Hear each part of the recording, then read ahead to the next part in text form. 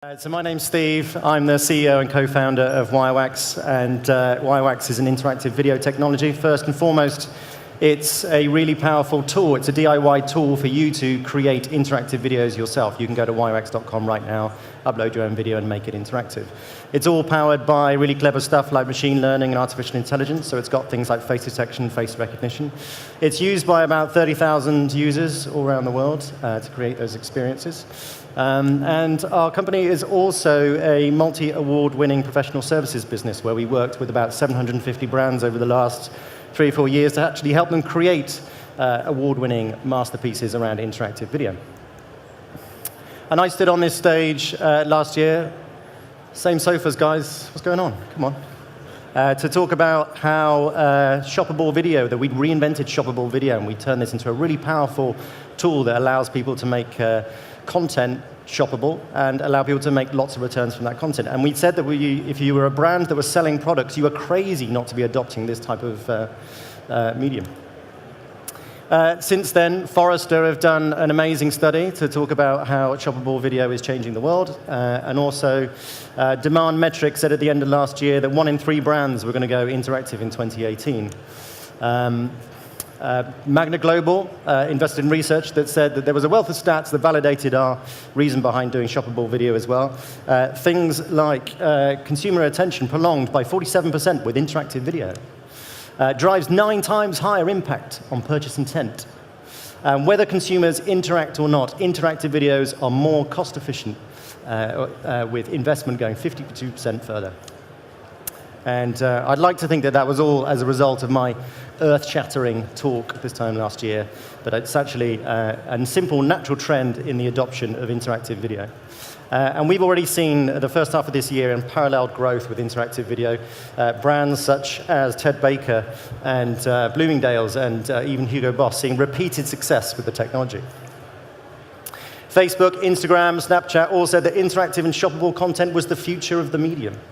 But I'm not here today to tell you about how powerful interactive video is in short form on the web. No, I'm here to tell you about, well, interactive video is obviously becoming the norm, as the words of Adweek, and WIREWAX is already powering about 90% of the world's interactive videos in the web environment.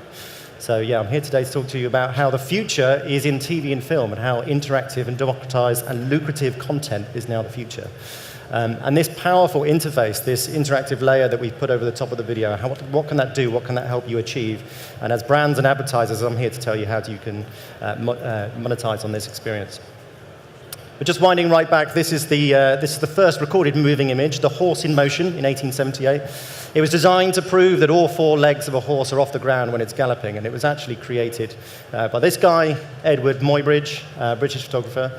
But this was the first ever movie. This was Fred Ott's Sneeze, some 6 years later, and it was created by controversial invention thief, our good friend Thomas Edison. And not many people know, but he was actually one of the founding fathers of cinema. He created the first Frankenstein movie and also The Great Train Robbery. And audiences went bananas for this stuff. They loved it. And then there was suddenly this great rush to create new technologies to enhance the experience. And the first thing, obviously, was creating sound. Then, obviously, as we know, from black and white to color. Things like CinemaScope and stereophonic sound. And these were all designed in the 1950s, actually, to combat the growing threat from TV. There's Lizzie Bean. She's not looking too happy with 3D. We've all been there. But this is all designed to combat that growing threat. Leap forward to today, and you've got many ways in which that hunger for content can be satisfied. You know, that hunger has turned into greed, into glutton. We can consume content wherever we like, whenever we like, and it's completely filling our days from morning to night. The technology has come on so far that consuming content now is no longer confined to the theater, to the TV, or even the home. I can watch anything I like, anywhere I like, at any time. And those advances in technology were all about the theater trying to compete with TV, and now it's time for TV to compete with itself. And that transition from a lean-back, passive viewing experience into a lean-forward, interactive one is just as big a leap as the transition from still photography to moving image that Thomas Edison and Edward Muybridge developed 100 years ago. So what's the answer? Well, the answer is, of course, WIREWAX. Whoa! It's a terrible transition. I'll never do that again.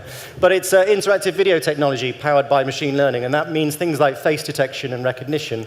It means object recognition and motion tracking amongst a whole bunch of other machine learning and artificial intelligence tools that are running in the background. But what does it mean? It means that our machines see this. They see people, they see objects, they see opportunities to turn this into a really powerful experience and make that video work much, much harder. So what does interactive video typically get used for? It typically falls into one of three applications. The first is enriching content, so just providing audiences with more information, allowing them to lean forward, tap on something, and find out more information. Really simple.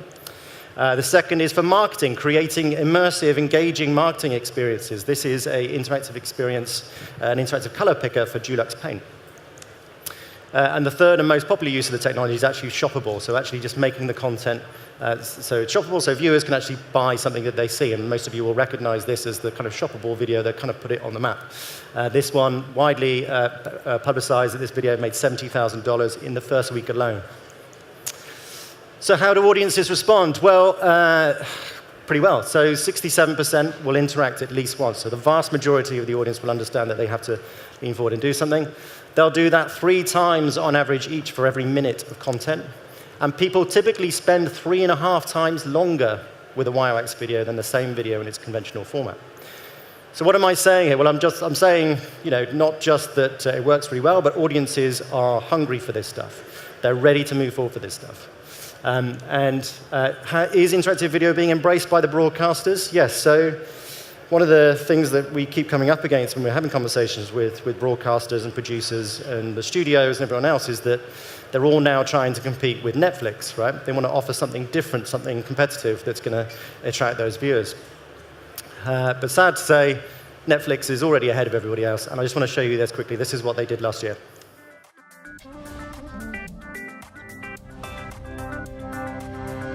You there? Hello? Yes, you. You are going to make choices, my friend. Should Puss fight them valiantly, or chit-chat with them over tea? All you have to do is pick left or right. This was a very good choice. And so that was obviously aimed at a younger audience, and that's a piece of technology that we call branching. So as a viewer, you get to decide whether you go left or you go right. You change the narrative. It's almost like democratized TV, we call it. So instead of the decisions about content being created by the few, presented to the many, it's you as an audience member, you're able to decide the outcome of the content. I just want to show you what HBO did also last year for an older audience with Steven Soderbergh. A story that you navigate. There he is, right there. What do you think? A story that lets you go deeper. Joel, hey, I want to come clean about some things.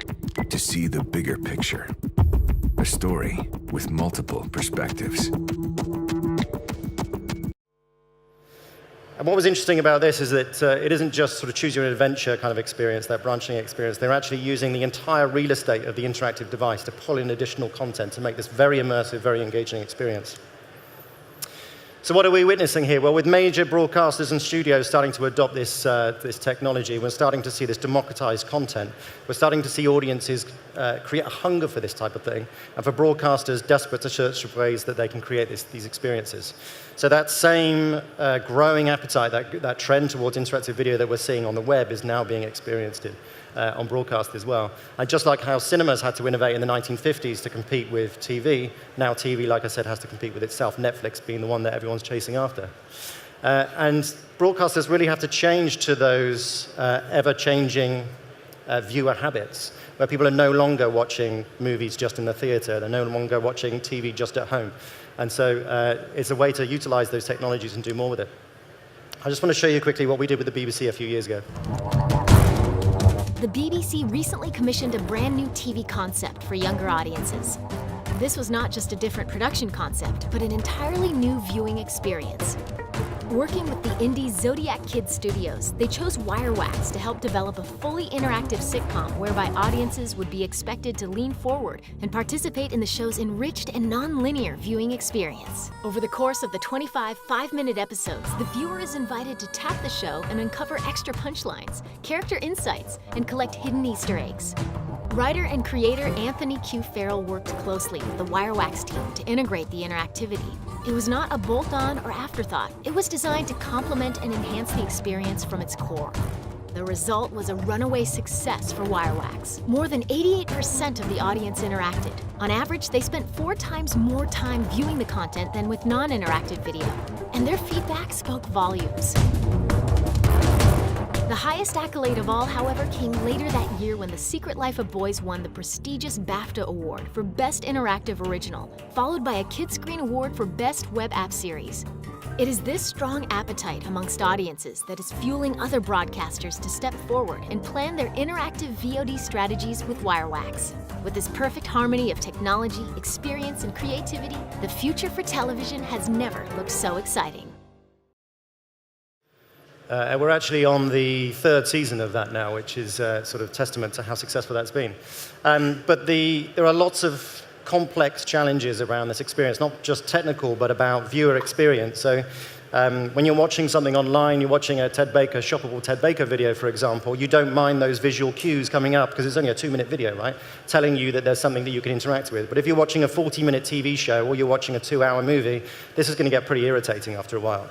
So, and those are really just signposts to tell you that something's interactive. So what's the solution to that?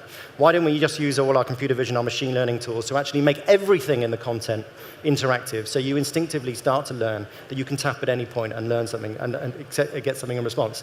The idea being that you don't then have to have those visual cues and interrupting the experience. And so this is an idea that we pitched to Netflix a while ago, which is everything is interactive in here, and you can tap on this stuff. We thought this was great for House of Cards because he has those, you know, Frank Underwood pieces where he talks to camera, and we thought, how about shooting content especially for this type of experience? So actually having people, in this case, Kevin Spacey, Frank Underwood in character, telling you more about people that you're interacting with, so tapping on people and telling you who you are, and then telling you to bugger off because he's busy and he wants to get back to the show. It's a really nice way of thinking about that, sort of breaking down that fourth wall. Whenever we show people this, they always say, oh, this is great for Game of Thrones because no one knows what the hell is going on. And this is something we've been working on with ITV, which is a fully shoppable TV makeover show. So sponsored by the brand. The brand are actually dropping stuff into the show that you can actually tap on and buy. And the whole experience is embedded within the ITV Hub experience. So the e-commerce experience, the actual fulfillment process, the transactional process is actually built into the process as well. So we're working with some of the biggest OTT service providers in the world to enrich old content and new content as well, and enhance that viewer experience. And so how does this apply to you guys? Well, you know, from a marketing and advertising perspective, you know, the amount of content that's being consumed is going up, but obviously the amount of people that are advertising on TV is going down. And so how do broadcasters make money? How do advertisers reach audiences? And how do audiences experience content without having to watch interstitial, traditional, disruptive advertising? And so the best way to do that is to embed it within this interactive experience. And so these are just examples of what you can do. So, you know, if you want to find out about Prue, for example, on what's it called, the baking show? I don't watch it. I don't know what it's called. But about having display advertising, that's additional real estate that you can actually interact with, and then have that additional advertising real estate within there. How about watching this twerp? And you can interact with anything that you see in there, and it comes up with additional content, but also sponsored, relative sponsored content that allows you to do more. And then I think I'm the first to mention it, but Love Island is on everyone's minds today, I know that. But what about it being a shopping experience? This is something that particularly ITV are particularly excited about. I'm just going to leave you now with just some other concepts that we've been working on with interactive video and interactive TV and film. It's been a long time.